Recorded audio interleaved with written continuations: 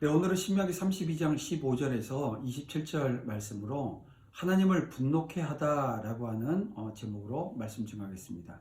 이제 모세의 노래는요, 마지막을 향해 달려갑니다.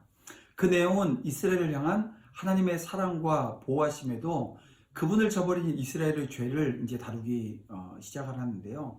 이스라엘의 모습은 완악한 인간의 모습을 대표합니다. 하나님은 우리에게 이들과 같은 죄를 되풀이하지 말라고 경고하시는 거예요. 여러분, 여수룬의 뜻은요, 사랑받는 자, 의로운 자라고 하는 뜻입니다. 이스라엘은 하나님의 사랑을 받아서 의롭게 된 자들입니다. 하지만 그들의 삶은 이름의 의미와는 점점 거리가 멀어졌습니다. 풍요롭고 편안한 삶이 지속되어지면서 그들은 창조자이시며 공급자이신 하나님을 저버렸던 거예요. 반석이신 하나님을 무시하고 거부했던 것입니다. 여러분, 인간의 불행은 잊어야 할 것을 잊지 못하고 잊지 말아야 할 것을 잊는다라고 하는데 있습니다. 때로는 죄의 상처와 패배의 기억에 사로잡혀 현재를 망치고 미래를 향해서 한 걸음도 나가지 못하기도 합니다. 그리고 하나님의 은혜와 사랑은 어때요? 쉽게 잊어버려요. 이런 어리석음을 범한다는 것입니다. 받은 은혜와 복이 많을수록 또 성도들 중에 이 교만한 모습들이 있어요. 그래서 이 교만은 우리가 언제나 경계해야 됩니다. 사람이 교만한 마음을 품으면 넘어지게 되어져 있습니다. 보십시오. 천사잡으로 지극히 아름다웠던 루시퍼, 그 루시퍼가 왜 음부 맨 밑으로 떨어졌습니까? 그가 어리석게도 마음을 높이며 심히 교만한 생각에 빠졌기 때문입니다.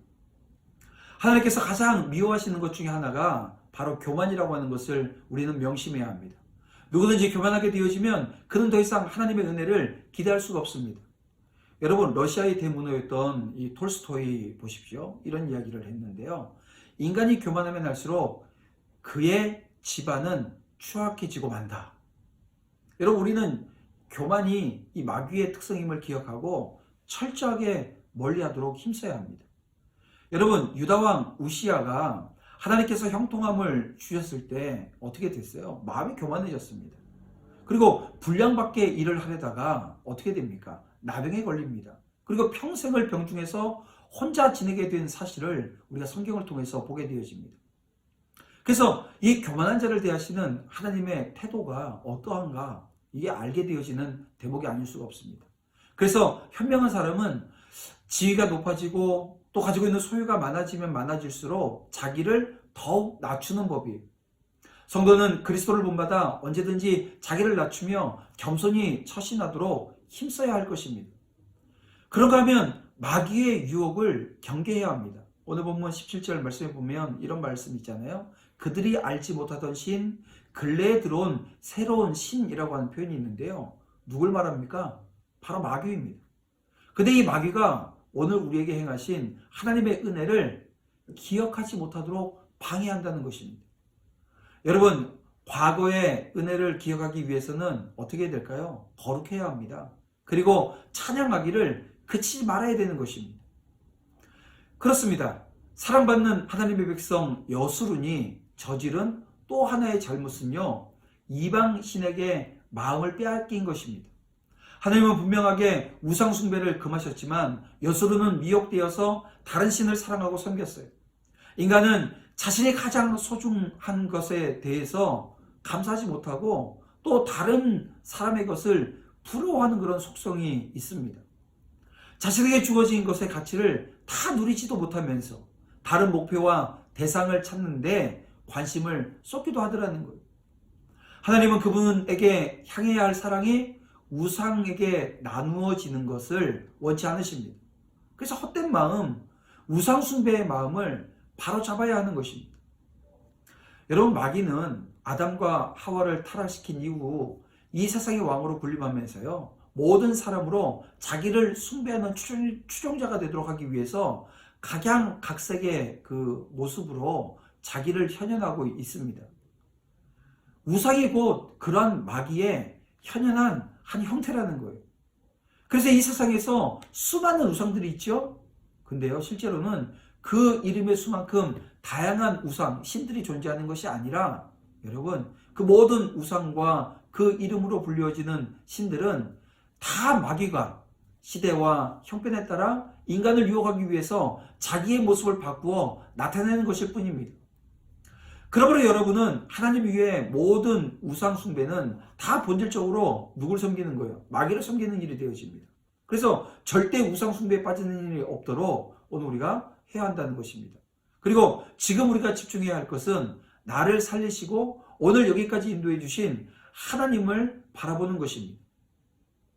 여러분, 오늘 본문에 보니까 하나님은 질투하시는 분이라고 기록하고 있습니다. 우리의 방황이 계속되어지면 그분은 진노하실 것입니다. 그분의 진노는 아무도 피할 수 없고요. 이 땅에 존재하는 모든 것이 은혜의 도구가 될 수 있듯이 존재하는 모든 것이요 심판의 도구도 되어질 수 있다는 거예요. 심판을 피할 수 있는 길은 다른 데 있지 않습니다. 하나님의 말씀에 순종하는 것이고요. 회개하고 그 악한 길에서 돌아서는 것뿐입니다. 여러분, 이스라엘 백성은 하나님께서 은혜를 주시는 때에 오히려 하나님을 배반함으로 하나님의 극렬한 심판을 당할 수밖에 없었습니다. 오늘 우리 성도들도 여러분 우상 숭배하거나 여타의 죄를 범해서 하나님의 진노를 사게 되어지면요, 지금 오늘 성경에 왜 이런 말씀들이 기록되어져 있는 겁니까? 오늘 우리도 그렇게 되어질 수 있으니까 경계하라는 거예요. 주의하라는 것입니다. 그래서 성경은 에베소서 5장 16절에 뭐라고 말씀합니까? 세월을 아끼라, 때가 악하니라 라고 오늘 우리를 경고합니다. 기회가 주어졌을 때에 확실하게 붙잡으라고 하는 말씀인 겁니다. 내일도 시간이 충분할 거라고 믿는 사람들에게 여러분 더 이상 내일은 오지 않을 수도 있다는 거예요. 오늘 보면 22절, 23절은 범죄한 이스라엘에 대해서 하나님께서 심판하실 것을 언급하고 있습니다. 그들이 많이 수고하고 애써서 가꾼 것들을 하나님의 분노의 불이 삼키게 되어지고요. 하나님의 살이 그들을 정확하게 겨냥해서 날아가기 때문에 아무리 노력하고 애쓴다고 할지라도 그것을 피할 방법은 없다는 것입니다. 사람에게 오는 재앙이나 하나님께서 피할 수는 있지만 이처럼 하나님께서 내리는 재앙은 도저히 피할 방법이 없다는 것입니다. 여러분, 오늘 우리가 다른 사람이 내게 와서 악하게 놀고 험하게 놀면 하나님께 피하면 되잖아요. 근데 하나님으로부터 오는 것은 방법이 없다는 것입니다. 그래서 우리는 두려워할 수밖에 없는 거예요. 하나님의 심판은 사람을 따라서 임하지 않고 사람의 죄를 따라서 임하게 되어집니다. 그래서 로마서 2장 6절에 보니까 하나님께서 각 사람에게 그 행한 대로 어떻게 하신다고요? 보응하신다고 말씀하십니다. 이것이 하나님께서 사람을 심판하는 법칙인 거예요. 이 법칙은 영원히 변하지 않습니다. 그분은 아무도 외모로 취하는 법이 없으셔요. 그렇습니다. 지혜로운 사람은 하나님의 마음에 합한 삶을 살게 되어집니다. 하나님을 경외하는 사람은 그분의 마음에 합한 삶을 살 수 있습니다.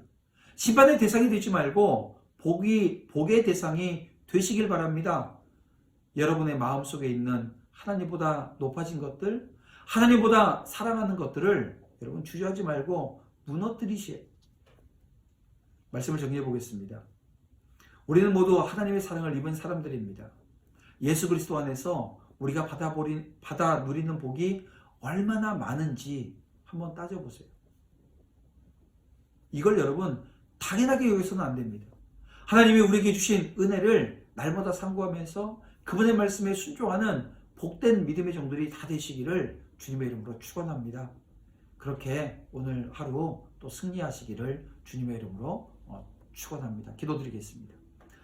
사랑과 풍성하신 아버지 하나님 감사합니다. 오늘 우리의 삶을 돌아보게 하시고 또한 말씀 주셨사오니 이 말씀대로 오늘 이 시간 깨달은 그런 은혜가 있다고 한다면 그 은혜대로 또 살아낼 수 있도록 성령께서 붙드시고 인도해 주시옵소서.